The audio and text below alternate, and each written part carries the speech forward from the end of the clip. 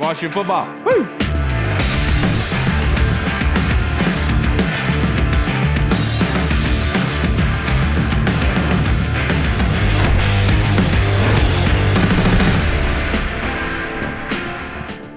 Hello, everybody, and welcome to the Burgundy Zone. It is a Victory Tuesday, fresh off a 23-17 win for the Washington football team over the Pittsburgh Steelers. And to celebrate this win, I am your host, Kyle, and I'm joined by my two co-hosts, Michael Hall and Michael Reed. But we are joined by a very special guest, a local legend around these parts, Mitch Tischler of NBC Sports Washington. Thank you for coming, Mitch.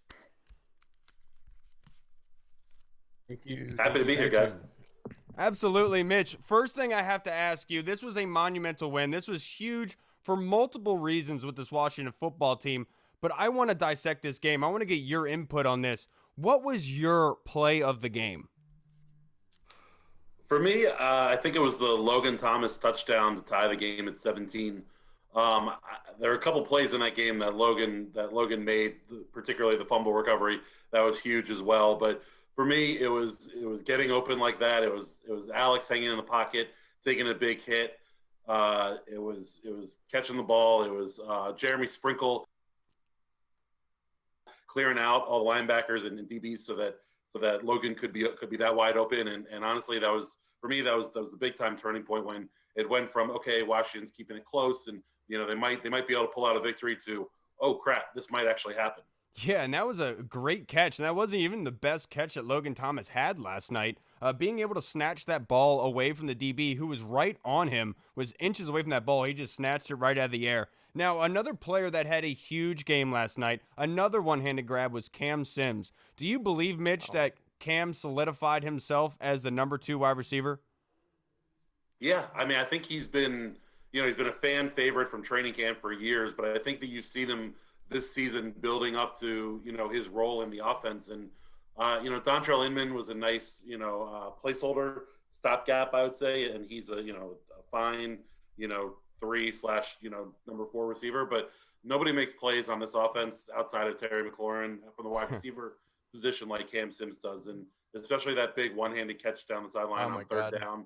But even, the third down earlier that he took a little funnel screen and made a couple moves and got 17 or so yards on that play. I mean, I think you're just seeing him, kind of come through and be the player that Washington fans have thought that he might be for a long time. Yeah, now I apologize if my connection keeps breaking up, Mitch, but it's Zoom right now, just wants to take a crap in the worst time possible. But I want to ask you, a lot of people are talking about this game being a Pitt loss. They want to talk about the excuses of, oh, they had a short week. They were injured to their cornerbacks. Do you believe that Washington earned this win, or was it a Pitt loss? Hell yeah, Washington earned this win. Anyone saying it's a Pitt loss is loser talk. Yes. Washington after the first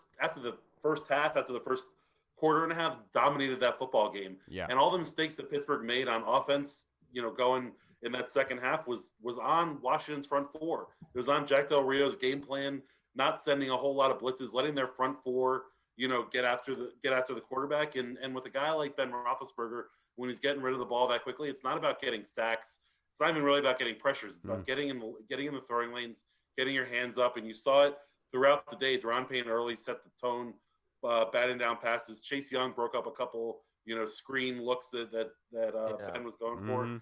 Forget Steelers taking an L. Washington went out and won that football game. Right. And that was a huge win and a huge step forward for this team under Ron Rivera's leadership.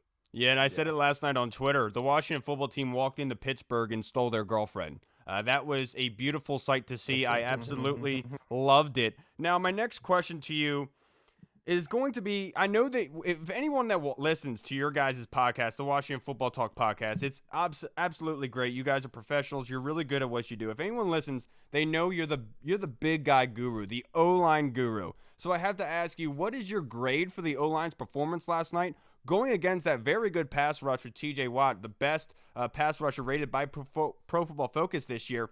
What's your grade for the O-line, or maybe some unsung heroes in that O-line that deserve some praise?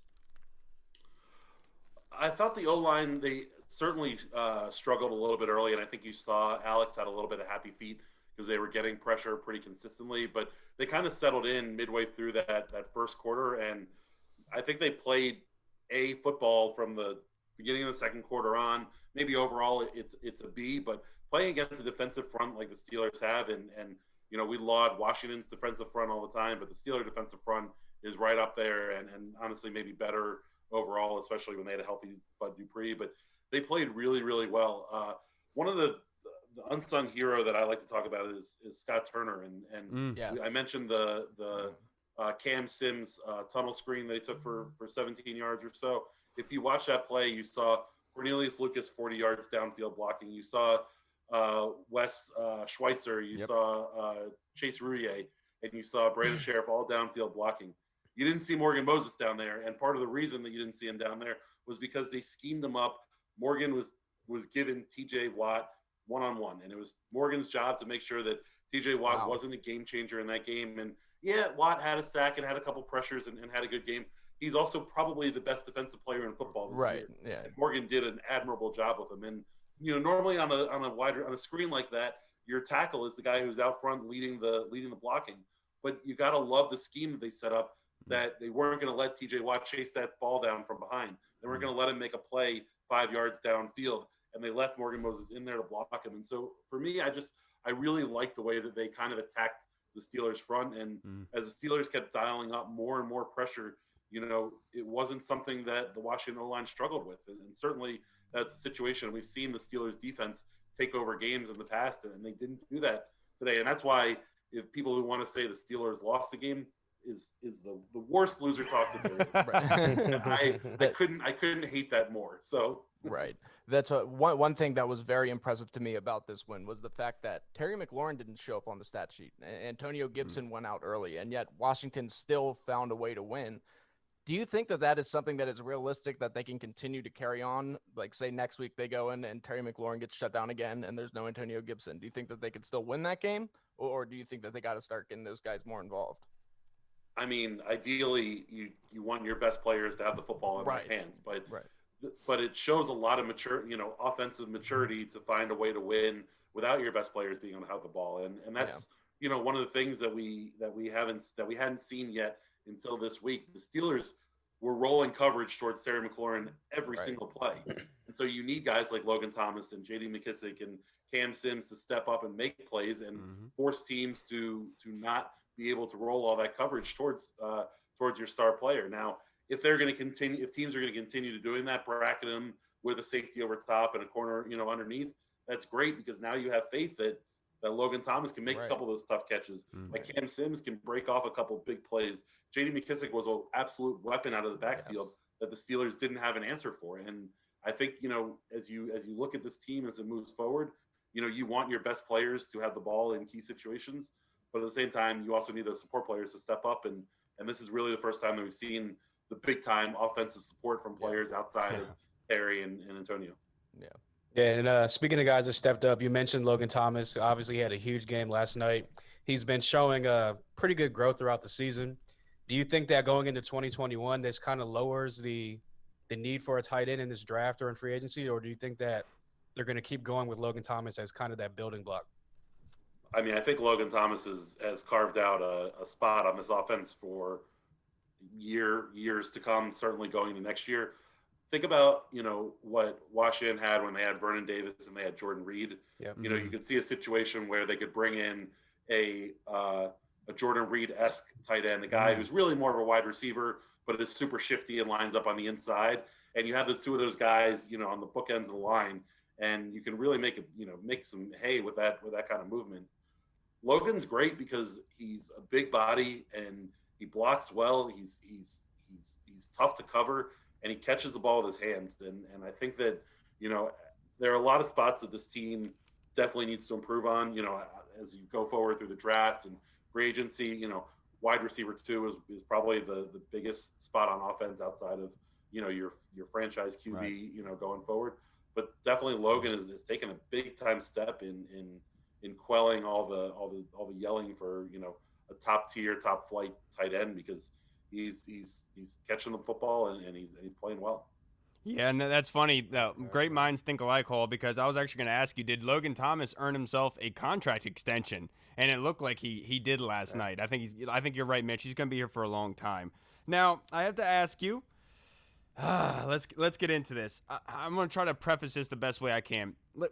Let's, for example, with the Baltimore Ravens, when Ray Lewis and Ed Reed were there was a kind of fear that went into every time a team went and matched up against them. You know, they were there. Their will was going to be imposed on you. Do you feel that this defense is starting to build that kind of reputation, that kind of fear that maybe we shouldn't be going forward on these 4th and 1s because they continue to stop these good offenses in critical situations? Yeah, I don't know that I'm ready to quite compare this Washington defense to those Ravens defenses. I'm not going to say that. I'm not trying to say that. I'm just saying like the whole like fear factor, using them as example, like an extreme example. Sure. I mean, you just look at the bookends. You look at Chase Young and Montez Sweat, and teams are rolling so much extra coverage towards Chase Young that's allowing Montez to flourish the way that he is. I mean, he's putting together a Pro Bowl season this year, and he's been a big-time difference maker. I think that you look at what they've built up front, and you know I don't know that the back end puts a lot of fear in God, these offensive coordinators, but certainly trying to figure out how you're going to scheme up and block that front definitely makes a difference. And I mean, they've been remarkably good on short yardage and 4th and 1, this year.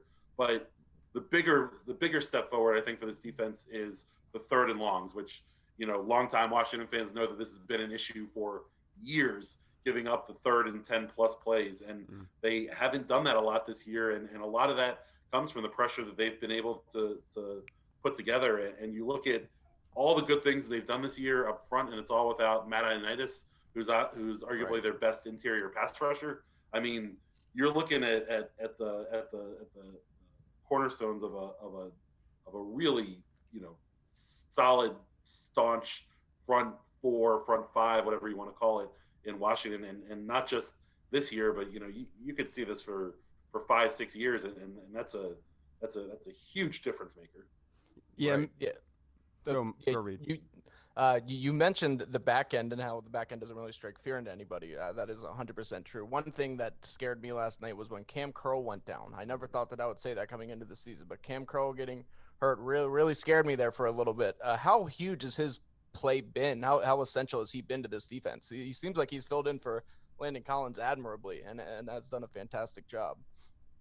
Yeah, he's been really good.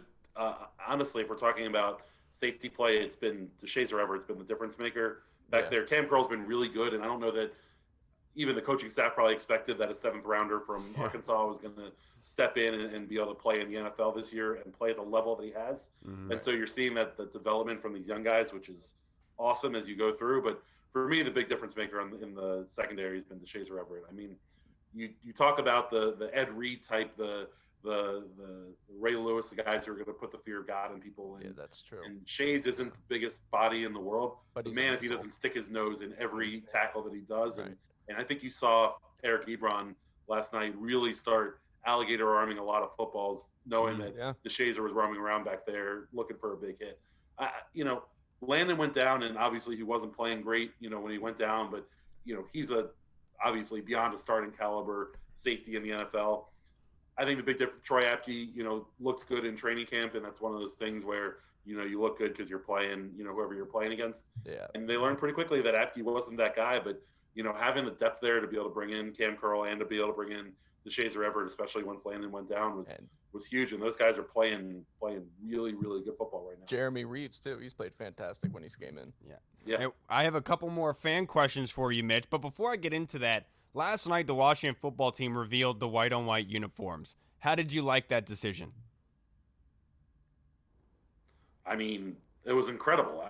What Washington fan doesn't see the white-on-white and think of, Sean Taylor and even going back further than that, to the more to the glory days. Like, it's how hard fast Bruce Allen was to not do the white on white for whatever, for his reasoning. White on gold.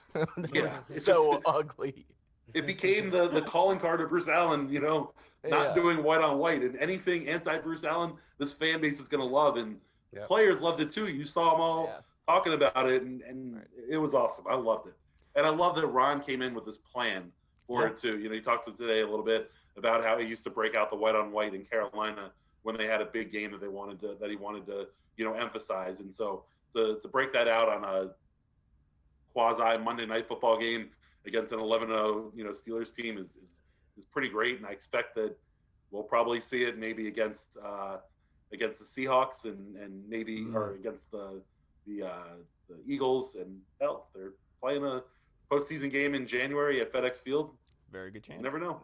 Yeah. And I thought that was a perfect decision by Ron. I thought that was a perfect game to unveil it, and they did a very good job at doing that. Now, the H2ER podcast has a question for you, Mitch. Did Alex Smith carry that football off the field on purpose? I know, we all know that he said he didn't. He didn't know that he was doing it. But did he do that to make sure the clock was stopped for the field goal? And side question, how genius is that? I mean, it's absolutely genius. Whether he did it on purpose or not, we'll give him the benefit of the doubt as a wily veteran that somewhere in the deep, dark edges of the back of his mind, he knew that was the rule, and that's why he did it, even if it wasn't, on purpose necessarily. Yeah, exactly, subconsciously. Absolutely. And I have another one from actually a hog farmer, Joe Hall. Looking forward, they struggled to run the ball last night without Gibson. So if he misses time, what game plan adjustments does Scott Turner need to do against the 49ers?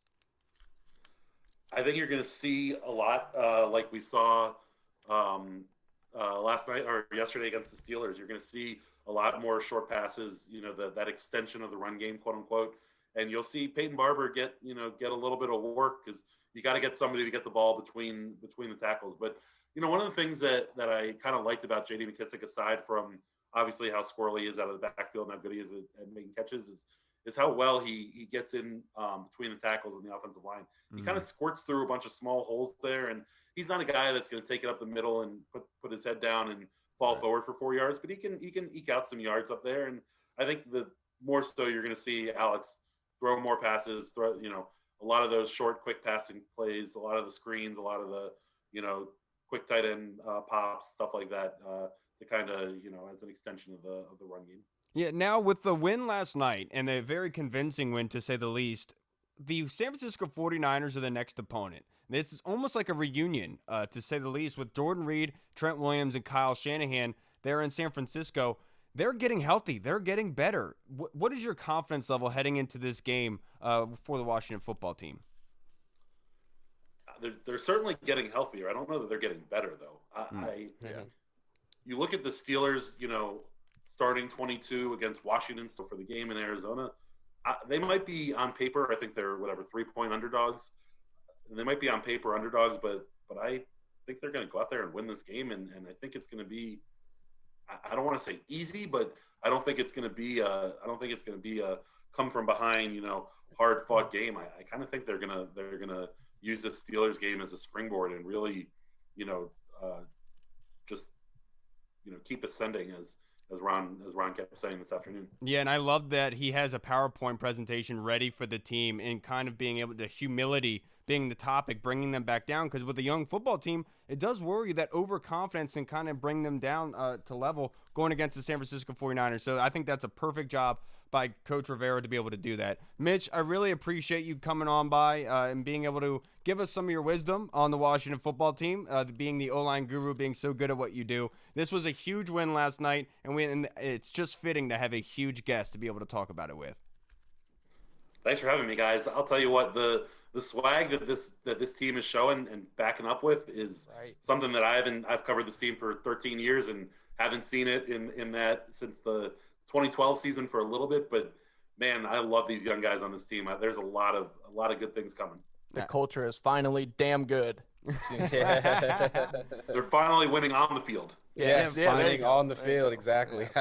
Absolutely. Thank you so much for coming by, Mitch. Hopefully we can get you on later on the season or possibly in the off season. You have a good night, sir. Appreciate Absolutely. Thanks, guys. All right, Mitch. All right, everybody. Let's start talking about this monumental win for the Washington football team. This was a lot of fun to be able to talk about it with Mitch Tischler from NBC Sports Washington. What is your guys' immediate reaction to this game, fellas? I mean, what play to you? Let's talk about some key moments for all of us here. Well, I'll start with you, Reed. I mean, of course, here I was ecstatic the entire time. Obviously, we all at the end of the game, Montez SWAT, as I'm dubbing him. I like that one. He had 3 passes defense last night, which is very impressive. He's done that the last few weeks, which has just been very good. But there's a lot of plays, man. Chase Young on 4th and 1 and 4th and goal from the 1-yard line, going in there like a rocket. He's just unreal. And I know that the Washington football team's defensive line didn't get a sack all night, but they still dominated that game. Like, it's crazy that you don't have to get sacks to affect a game that much. They gave up 21 rushing yards. They were getting to Big Ben. I know that they gave up some plays, but they were still asserting their dominance. And that was my big takeaway was, good God, even against a really good O-line, when this defensive line is pissed off or they feel underappreciated, they are a scary unit. An absolutely scary unit, to say the least. They didn't record a sack last night, but they pressured Big Ben all night long. They didn't allow run plays to exist. That just did not happen for the Steelers last night. And a lot of credit to the Washington football team, because they really stifled them hard last night. What about you, Hall? What was a key play in your mind for the win? I think the key play for me and like the huge turning point and kind of not really the confidence builder for the offense per se, but kind of that like, okay, we can get chunk plays out of this team is when Cam Sims got which is a short pass was of all like craziness, but whenever Cam Sims got the quick screen or the tunnel screen and took it 30+ yards after almost tripping and falling when we first got it. Too. Yeah, on 3rd and long. I think that's what got us into field goal range on that drive, and we ended up getting the points when Alex Smith geniusly ran off with the football. And, my big takeaway from this is that how physical we were against this really physical defense and this physical team overall. And the coaching staff is really and the coordinators really kind of coming into their own as far as the season goes. And they're seeing like the real strength of their players and what they do best and what positions they can like really excel in. And you saw it last night where they only gave up that one big play to James Washington where Kendall Fuller missed a tackle. And again, that's another big thing where this team has been kind of horrible in open space tackling over the years, and that's been sewed up really, really well this year. So, I mean, just overall takeaway is that this is a culture change team. I will say that right in here and right now. The culture has changed, and this is a physical team, and people know where they're getting when they come up and play Washington football. Yeah, and I just want to let everyone know, yes, I know that Mitch Tischler is still showing up on the screen. My Zoom has taken a crap, and we cannot just stop right in the middle here. I don't see it. It's just your screen. Oh, it's just my screen. So the only thing is you've had the same picture since before the intro. Oh, really? Oh, yeah. My Zoom for some reason is like frozen right now, and I don't want to make any adjustments on the fly. But before we get into the fan questions, Kyle could be naked right now for all we know. He's over there porky pigging it. I'm porky pigging it all day long, especially after that W last night, dude. I was hyped up. But let's talk about, before we get into fan questions, let's talk about some game beers. We haven't done this in a little while, so I'll start with you, Hall. Who is a player that's getting a game beer from you? Well, I just mentioned his name, so I got to mention him again. My man Cam Sims. After all these years of coming on the team, off the team, practice squad, showing out in the offseason, these last couple of weeks since that first Giants game, he's really come on. He's really stepped up and really taken on that number 2 role opposite Terry. And, like, obviously, like, he deserves a chance to be that number 2 guy going into the offseason. Even if we draft a guy, bring another guy in, I think that even if we do that, he'll still be a part of this rotation. So, I mean, look, that was the best game of his career, so he definitely gets a game beer from me.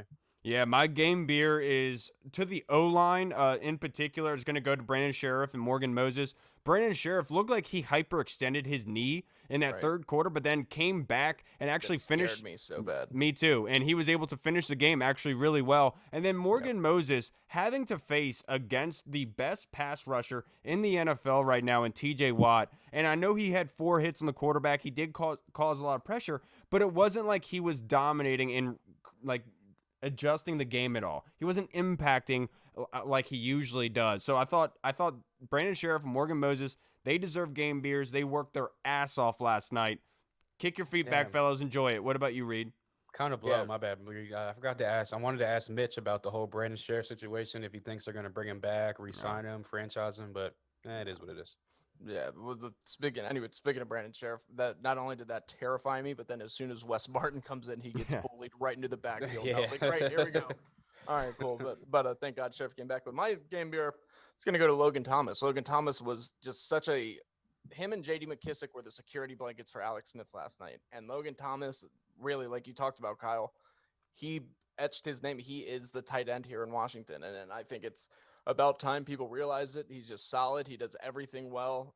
And he was finally on a national stage against our biggest opponent yet of the season. He comes up huge. He had some very nice grabs. The opening one-handed catch, he had the grab where he almost got knocked out at the 1 yard line, but hung on to it despite the hard hit. And then, of course, he had the touchdown as well.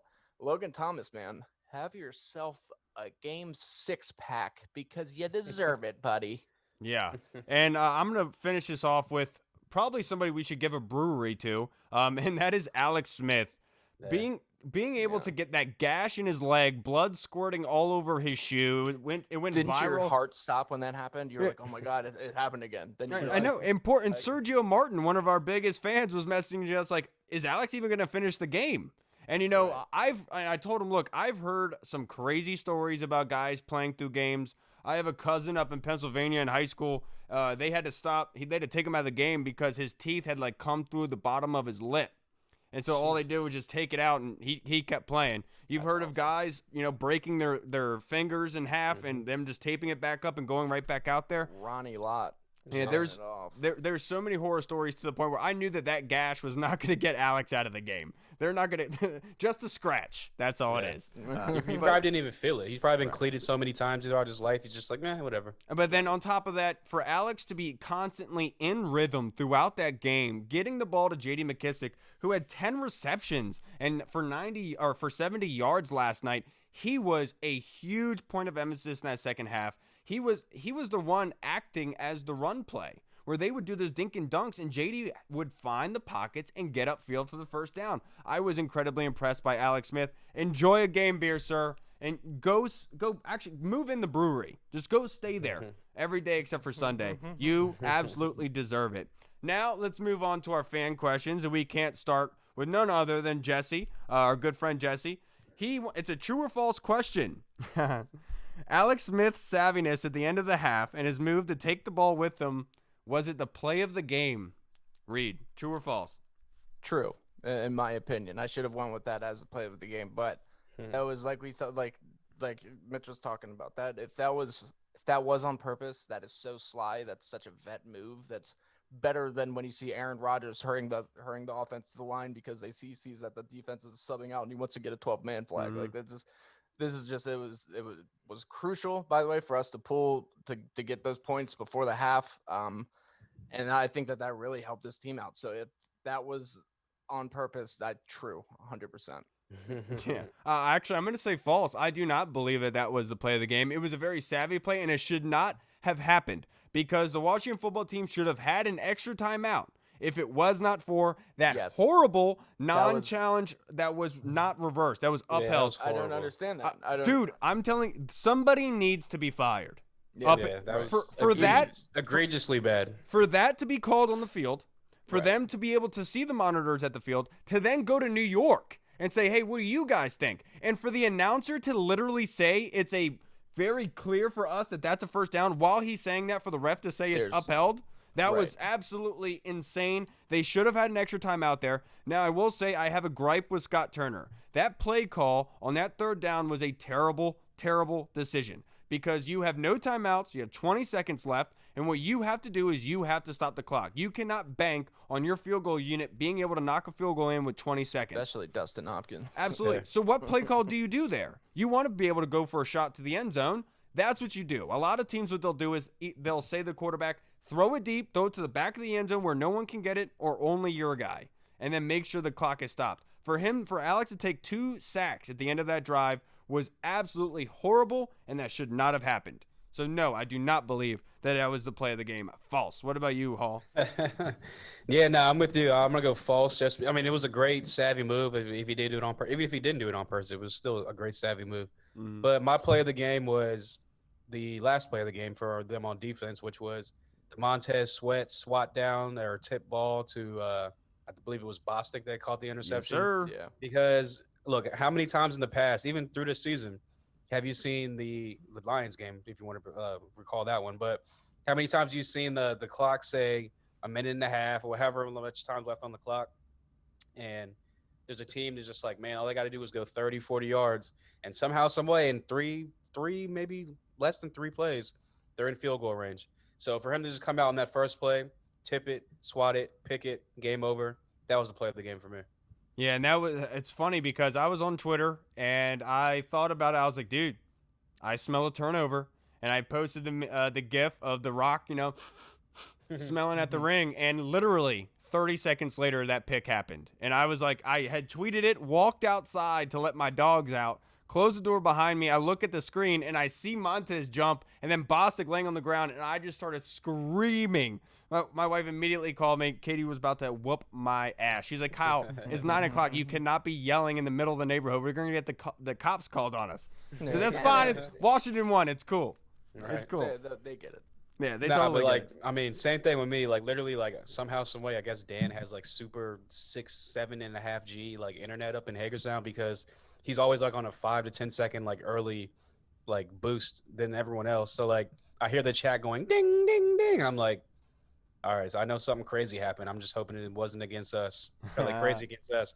Next thing you know, I see the play and I'm just like, let's go. And of course, like salty Gavin just sitting there and just stone faced with his little like salty look on his face. Like, great times. Yeah, I would have paid to be able to see that, man. That was I wish I beautiful was game. like thinking I would have like took a video of him like I did at the So, Jesse, I will say my play of the game, in particular, actually Mitch talked about it earlier, and that was the 3rd and 16 screen pass to Cam Sims that was able to get them up to the 40-yard line. At that time, the offense needed some confidence in that third quarter. It was 14-3. They needed something to get going. That screen really pushed them over the bill. I thought that was the play of the game, in my opinion, where they kind of realized, okay, we don't need AG, we don't need Terry, we can actually get the ball downfield and do it well. That's the play of the game for me, in my opinion. Another play that I can't even believe we haven't talked about yet, but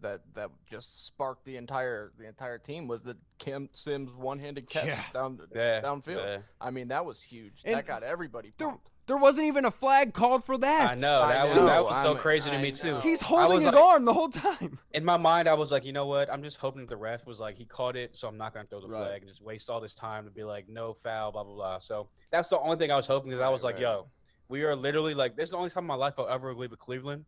He was on like all over Dan's status talking about these refs are screwing us over, blah blah blah blah, and I was just like, you know what? This is the first time in my life I'm ever going to agree with Cleveland. Refs are legitly trying to give the game away. After the Logan Thomas non-first down, the one that they screwed up, they literally nearly gave Pittsburgh a first down by literally that much. By a couple centimeters, they missed it when he was clearly a yard short. On the horrible spot. Exactly. And it was just like, that's what you're going to do? Like, that was going to be. That was one hell of a tackle by DeShazier Everett. Yes, it was. I will say that. Chase Young worked his ass off to chase them down and to force Juju outside. DeShazier literally at the correct and perfect time to create a wall where Juju was like, nope. Looked like a crash test dummy just bouncing right off the walls. I absolutely love DeShazier's tackle there, but obviously him and Kendall gave up that long pass to James Washington.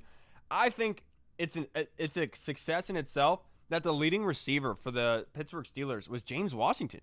It wasn't Chase Claypool. It wasn't Juju. Wasn't Eric Ebron.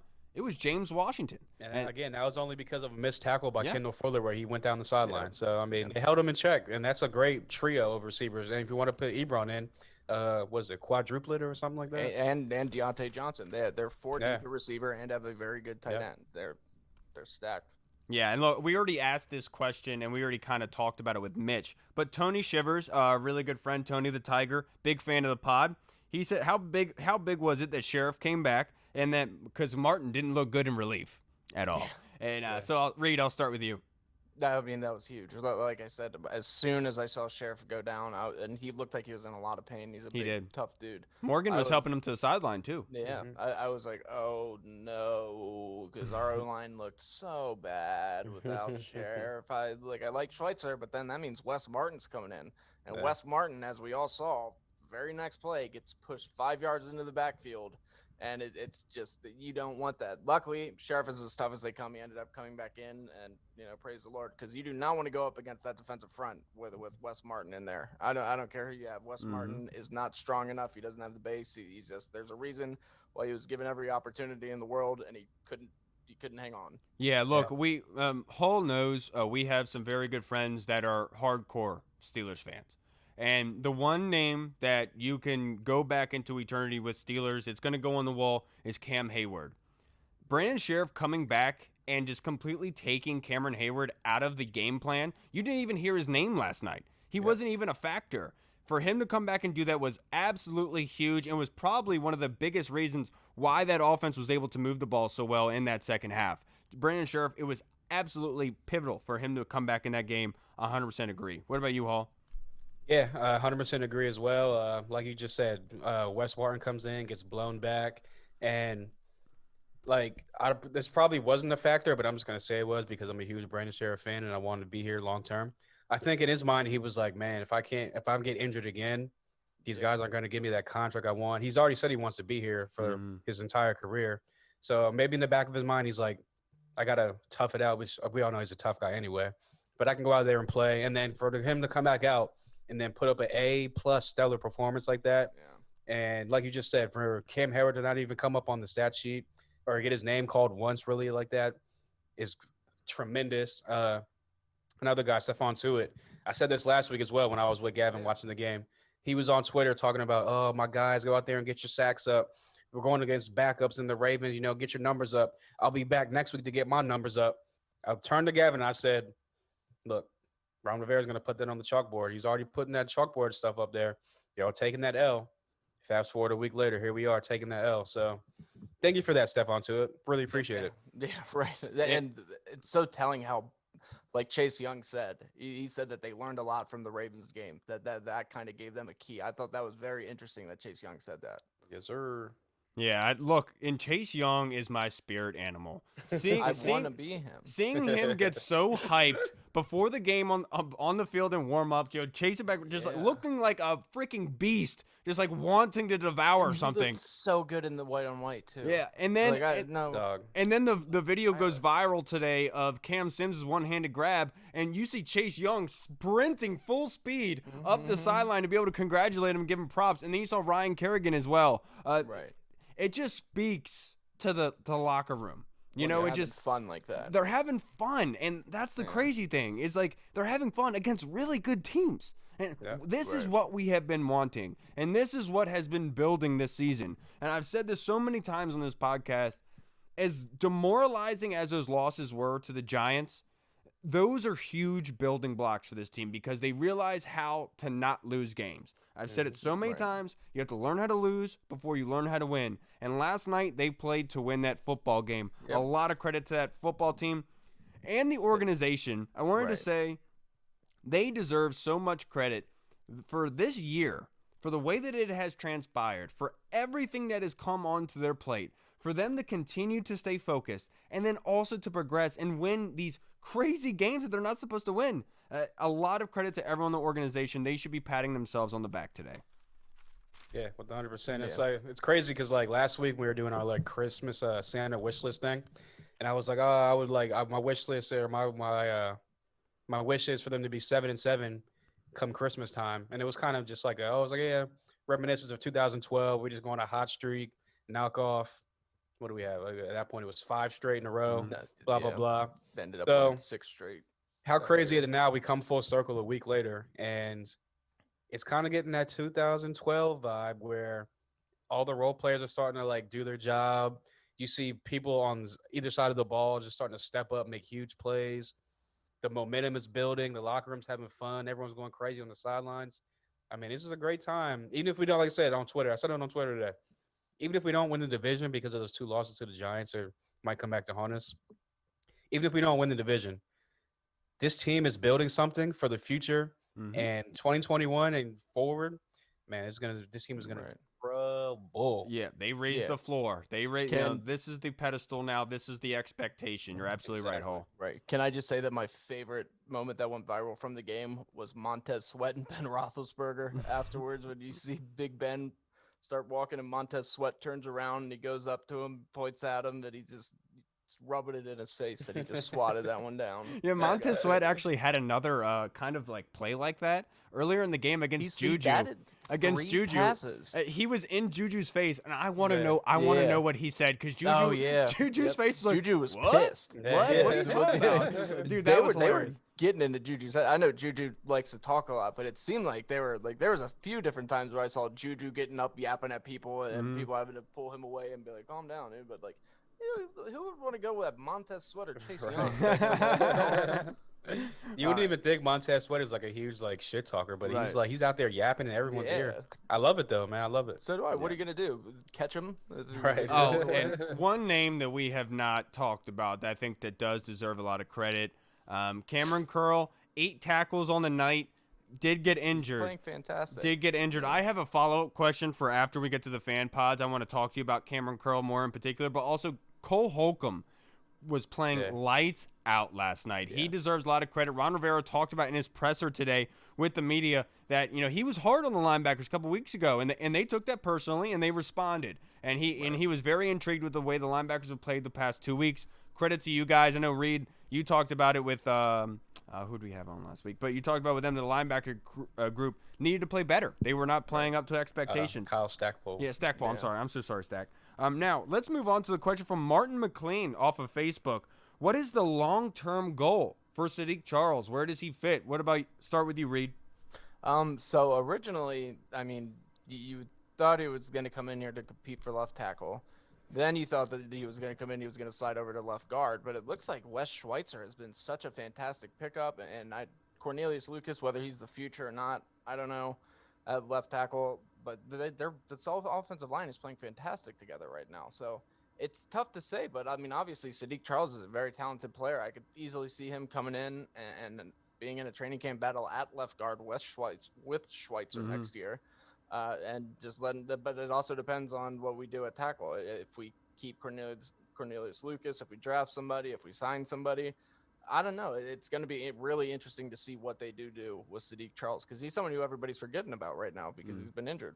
Yeah, I think that his spot, the end goal for Sadiq, is being the starting left guard for this offense. I really like Wes Schweitzer and what he brings to the table, but Sadiq Charles brings that kind of dominance and kind of that superstar mentality, that offensive line to the left guard spot. And then you could always have him be the backup left tackle in need be, and then have Wes Schweitzer behind him being able to plug and play at left guard because he's good enough. So I definitely problem to have. Yeah, so I really do believe that Sadiq Charles could be the starting left guard next year. I think that he could solidify that no problem. I was very impressed by the 2 plays that he was in before he got injured.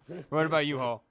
Yeah, I mean, I'm not even going to say left guard or left tackle. I'm just going to say he's going to be somewhere on the left side of the line because, again, we've been like rallying to be like, oh, move him in the guard. He'd be a perfect guard. He'd be a great guard. They eventually do it. Like you just said, those 2 plays were pretty good plays. So that's hopefully he can get healthy again, stay healthy. And I think that he'll be, whether it's left tackle or left guard, I think he'll be a staple on the left side, whether position it is. Yeah, you're absolutely right about that. Now, his next question from Martin was the biggest change to Lucas's technique from the previous year to this year. Now, I will say this, Martin, I don't believe that. I'm not sure if he changed any of his technique. I haven't noticed anything.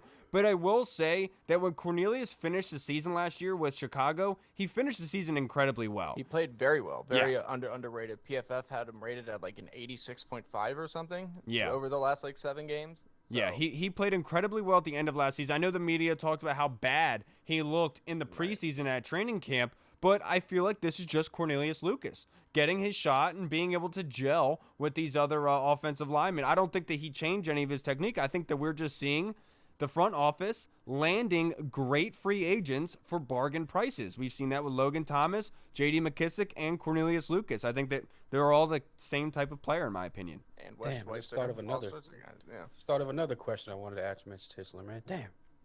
What was that, Hall? I was going to ask him, with Kyle Smith and the rest of the scouting department, everybody doing such a great job, do you think that they're going to end up locking up Kyle Smith or keeping him, or like what is he going to do? Because They obviously I'm a better. huge Kyle Smith fan. I want him to Yeah. be here. Yeah, he's not going to go anywhere. Yeah, they better I lock him hope. up. I'm hoping it's not like Yeah. another In- LaFleur, well, McVay, like a young guy on the rise type of. Oh, leave the building. It's okay. type With- of thing. With his track record of drafts over the last Yeah. few years, they gotta. With the previous administrations that have been running the Washington football team, I think Maybe. they probably dip. But I really truly believe that Ron Rivera is like, no, Yeah. keep that guy. All you heard during the draft process was Ron Rivera talking about how impressed he was. Oh with yeah, Kyle no, he Smith. was super He present was, the whole he was time, like man. he was like we've worked very well together. I've been super impressed with what he's done. He's brought some things to my attention. He's brought some guys to my attention. Like I love what he's doing. So I think that's huge for Ron Rivera to say that. Yeah, absolutely. Now, the final question from Martin. Does iron sharpen iron? Is the D-line helping the O-line get better? Hall, I'll start with you. Oh, I 100% agree. I mean, we were saying that back all the way in the beginning of the offseason that iron sharpens iron, and that Yep. this D line was definitely going to make this O line better, whether it was like Thank in you the for short remembering term. that.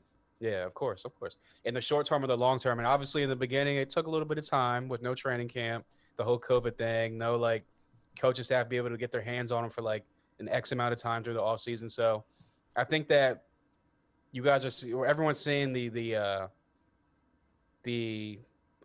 not finished product, but like the molding of the team and the line right now because yeah, I'm trying to figure out what Reed's doing. I'm taking a video of Kyle so you can see how still he is. I'm listening. Oh yeah. To you. Oh, Nah, it like man. threw me off, but I don't even remember what I was saying now. But yeah, Yeah, what I'm I right. just said. I'm right there with you. Iron does sharpen iron, without a Ah, doubt. yeah, that's what we were talking about. This offensive line having to go up against this defensive line unit, and not even on talking about Chase Young and Montez Sweat. Ryan Kerrigan is there as well, rated right now by Pro Football Focus with a 90 grade. They are doing incredibly well as a rushing unit, and of course, it is helping these tackles get used to the speed and the size. Right. So you saw with T.J. Watt that.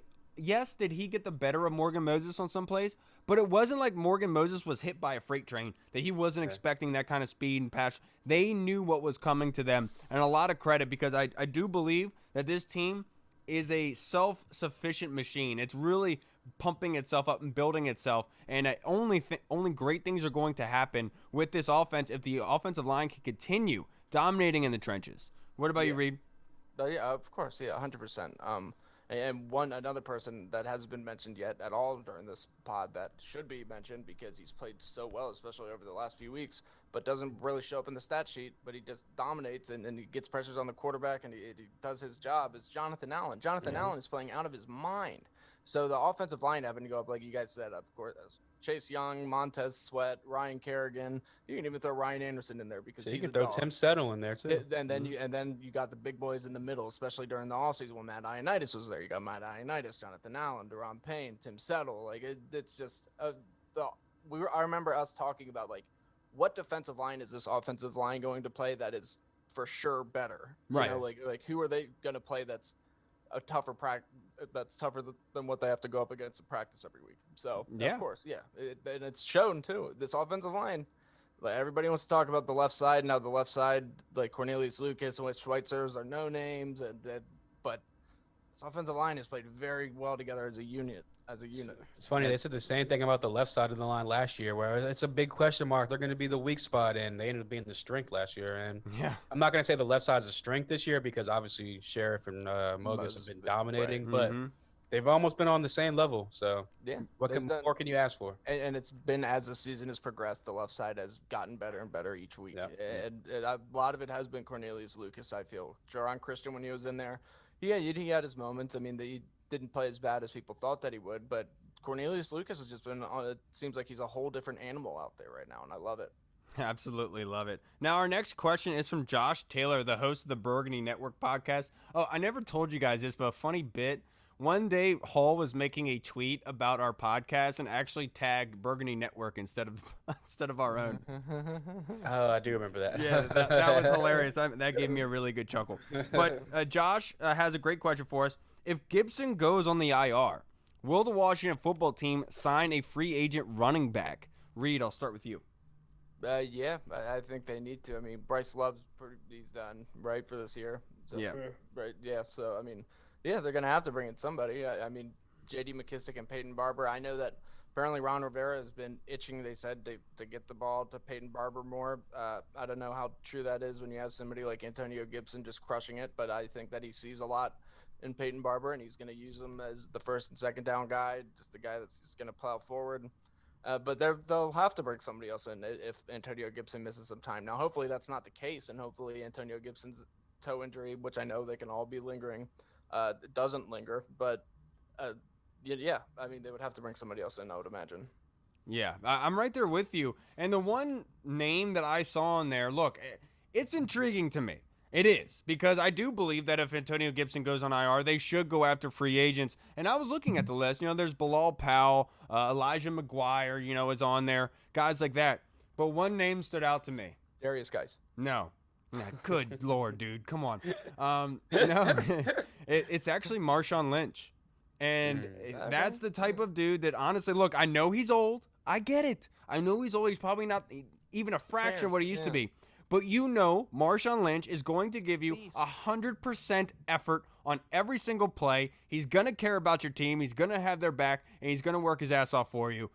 I would like to sign Marshawn Lynch if Antonio Gibson does go on IR.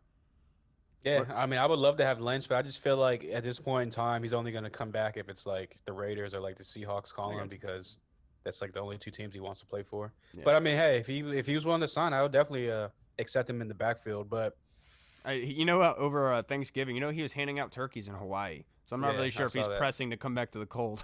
Exactly. I mean, I just saw him. He was filming Peyton's Places season 2 with like Peyton Manning and stuff. So that's gonna be gold. Yeah, he's doing commercials and stuff like that. He's worried about money off the field. I feel like Peyton now. and Marshawn. Woo! That's they should honestly have a sitcom together. They should have a podcast together.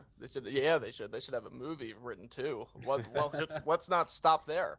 Let's do a whole novel written about this. And then last question to finish up the fan questions from Andy Burrows, the DC Tweet Team podcast. Oi! Andy wants to know, will Logan Thomas start to get more recognition now after that game last night, Reed? Oh, yeah, brother. He's going to go in there, and he's going to kill it, brother. No, yeah, of course he was. He was on a national stage. He showed out. He's been getting respect from all the analysts. He's just solid. I think you're going to continue to see him play well, and I think he is going to I mean, look, he's still getting used to the tight end position. He's still getting his legs under him at that position. And now that it's starting to really click with him, yeah, he's going to start getting more national attention for sure. Yeah, and I'm right there with you. I know that, look, you guys can all take Logan Thomas for yourselves and say you've been pumping him up. But I'm telling you right now, I have been saying it even before they signed him. I wanted Logan Thomas here because he can be a difference maker at the tight end spot. And I said it when they signed him. He could be a Greg Olsen-esque type of tight end, and that's why they liked him. They liked his skill set. And on top of having great hands like we saw last night, and even being a better blocker, you've seen him just completely bulldoze guys, even on chip blocks. Former quarterback. Logan Thomas is a number 1 tight end in this league, and he has solidified himself as a very, very good tight end that deserves a lot of respect. I truly believe that he earned himself a contract last night. Yeah, I mean, look, I witnessed it. I was there. You were hyping him up, and I was hyping him down. Like, nope. And I was wrong. I'll admit it. I was 100% wrong. He is balling. He's a consistent target. He's a great red zone target. Unfortunately, I don't think he's going to get the recognition that he deserves, only because, look, Terry McLaurin is like a top 12 receiver in the league right now. He barely gets any type of recognition nationally. Man. I'm watching all these shows and stuff like that today about they're talking about the game last night, blah, blah, blah. You know what most of the topics were? Are we worried about the Steelers? Are they still contenders in the AFC? There was not one topic about, is Washington going to win this division? Are they ascending? Blah, blah, blah. This defense. So I just feel like we've been bad for so long with a couple spurts here and there that we're not going to get that full national recognition like we should. And if we're not going to get it as a team, I just feel like we're not going to get it individually. But he's definitely climbing and ascending. Him, Terry, Antonio Gibson, those are all guys that are should be getting national attention. I just feel like probably next year that I feel they will.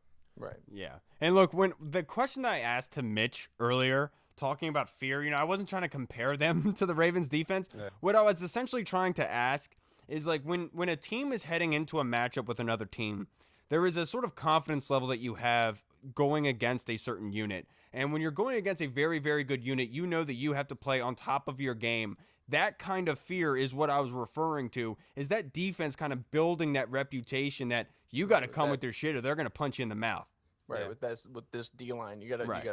gotta play all 4 quarters. Yeah, I wanted to against these clarify dominant- because I wasn't trying to compare them to the Ravens. I was just using that as an extreme example. You know You what I weren't mean? saying John Bostic is Ray Lewis. were you? Yeah. I know what you're saying. It's like that 2000 and I forget what year it was. Whatever year it was when Alex Smith was there in San Francisco, they had Frank Gore on offense, Crabtree, all those guys, and that defense was like loaded with like Patrick stars. Willis, Navarro Bowman. Exactly, Yeah. and like people knew when they went to play them, like, oh damn, we got to bring our lunch pail because like there's gonna be a hard nose, bloody nose, like Right.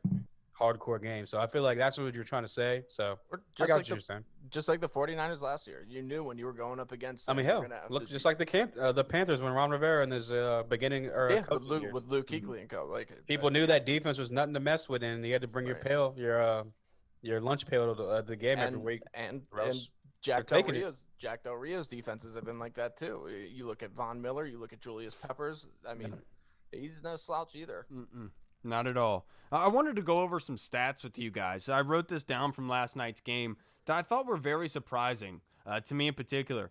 Third down. The Washington football team was 4 of 17 while Pittsburgh was 6 of 15.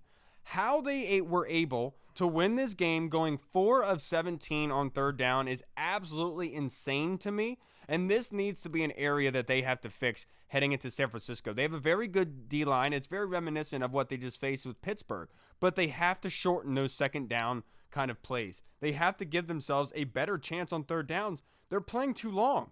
They're facing 3rd and 7s and 3rd and 8s. And when you give Alex Smith no play action, sometimes that can create a cause for concern because it could lead to a turnover. That has to be fixed against San Francisco, in my opinion. It's absolutely incredible that they won the game being 4 of 17 on third down.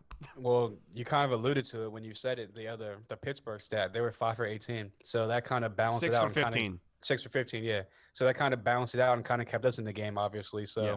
now you're 100% right because for a team like San Francisco is obviously coached by Kyle Shanahan. They're going to be ready to come play because Kyle Shanahan wants to beat us every single time he plays us. So they definitely have to clean that up. And like you said, I mean, look, can they get away with it again next week? Probably because San Francisco's a lesser team than Pittsburgh. But can it be consistent winning going forward now? No, and I will say this right now. Kyle Shanahan made a grave mistake by disrespecting us last year. And I'm going to tell you that right now because that needs to be put up in the locker room. This team, Ryan Kerrigan, Morgan Moses, they deserve some retribution for that. That was bullshit. In my personal opinion, I'm sorry for cussing. That pissed me off, and I thought that was unwarranted. I thought it was unnecessary, to say the least. I understand you got to gripe against the owner, but good Lord, dude.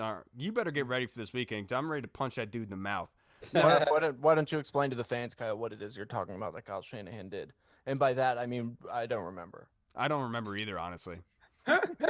No, it's he sent. I know he pissed me off. I just couldn't remember. He sent Trent Williams to midfield as the lone captain, and then they did something else at midfield. I think they were like chanting and singing at midfield during that game as well.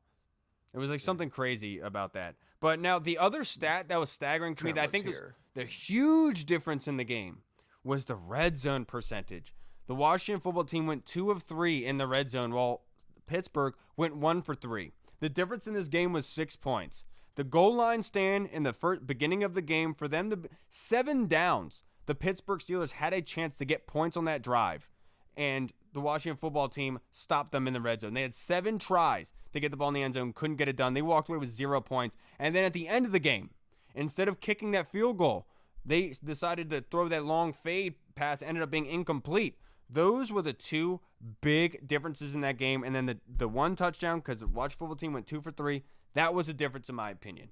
That red zone defense and red zone offense, they've both been really good all year long, and that continued last night. Very surprising to me. Yeah. Oh, yeah. And, 2 other very interesting statistics from Elias Sports Bureau. You guys want to hear these? These are very shocking.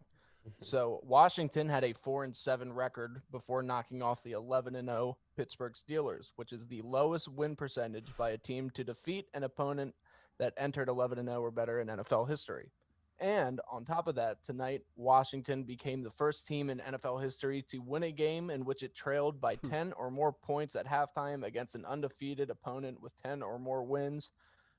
We trailed 14-3 at the half. So they were just making history. Yeah. It hasn't been seen before.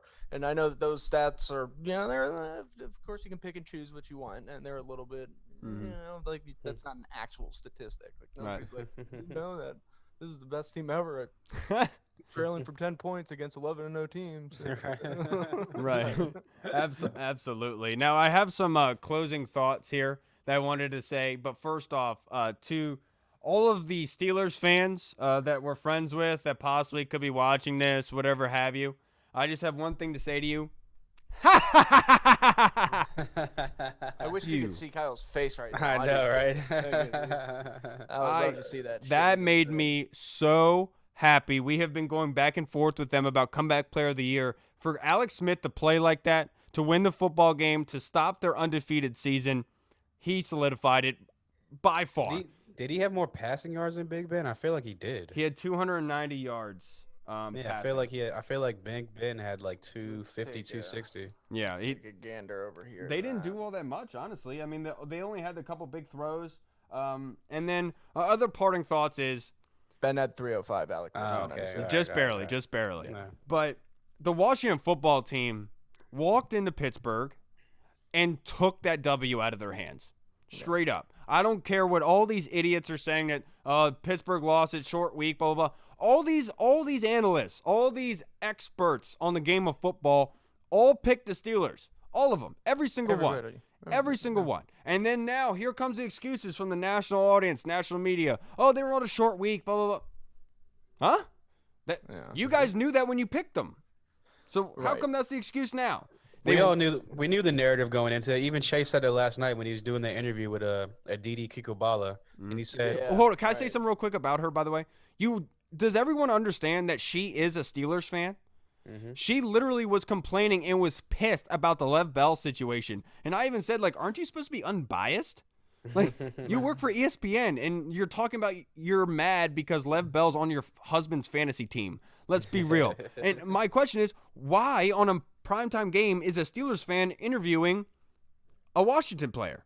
Absolutely ridiculous, in my opinion. That shouldn't happen. But look, I'm not going to complain. It's the same reason they have an ex-Cowboys player always calling our games. Ridiculous. She has some fair questions. Chase had some good answers to her. No, of course she had fair. She's very, very good at what she does. It's just she is so in love with the Steelers. I cannot stand it. Just don't try to act like you're unbiased, please. Just don't do that. Don't do that. That pisses me off. But seriously, though, this Washington football team, I said it yesterday on Twitter in the morning. I said, today's the day the Washington football team is going to shock the world, and they did.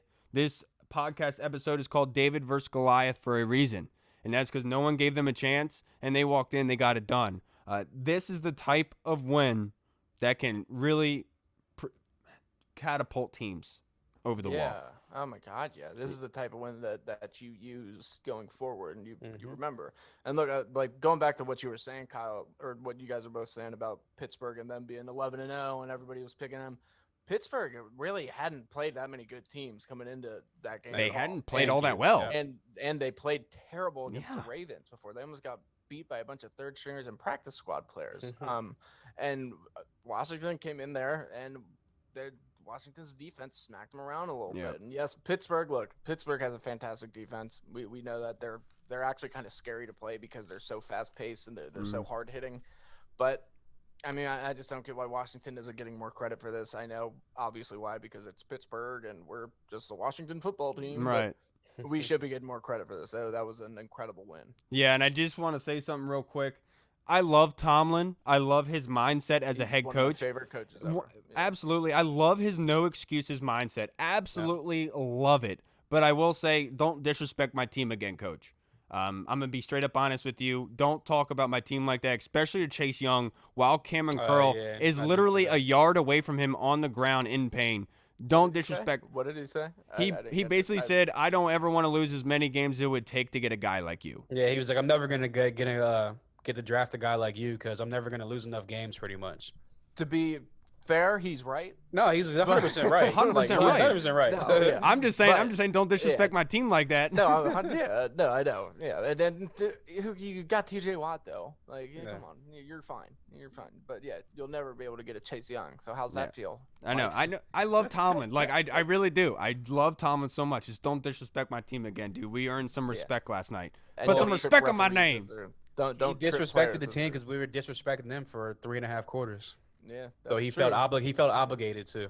Remember when Mike Tomlin tripped that player for the Ravens? Dude, I totally remember that. That was hilarious. That was such a gangster move. All right, everybody. This is going to wrap up the David versus Goliath episode for the Burgundy Zone. Thank you so much to Mitch Tischler for stopping by of NBC Sports Washington. Loved picking his brain because he is very, very good. I appreciate him for sticking around for the rest of the episode with me, sitting here staring at me. I really do appreciate it. To everyone, to all of your questions, Martin McLean, to Joe Hall, to Josh Taylor, to Andy Burrows, Tony Shivers, and Jesse. Thank you so much, guys. We really do appreciate it. We love your questions. Keep them coming. And also Freddie Ham at HTWR. Thank you so much, guys. Really do appreciate it. All right, everybody. I'm Kyle. I'm Hall. And I'm Chase Young. And you're listening to the Burgundy Zone. All right, everybody. We'll catch you guys on Thursday. We have a very, very special guest coming back to the show. My favorite. Part to deuce. Part of duels. All right, everybody. We'll see you on Thursday. And it's going to be actually earlier than in the night. We're recording earlier than usual to be able to make this happen. What time are we recording this? Yeah, I forgot. Good thing you reminded me because I definitely would have forgot. We are recording at 3:30. That's a 3. That's a 3:30. Word, dog. All right, everybody. Okay, yes. Remember, please, if you can, just not subscribe, but rate us on iTunes, on YouTube. Let us know what you think. Give us some props here. We really do appreciate it. We'd love to know what we can do to make this show better for you and what you do like about it so we can do more of it for your convenience. All right, everybody. Washington football. Woo! Washington football. Woo!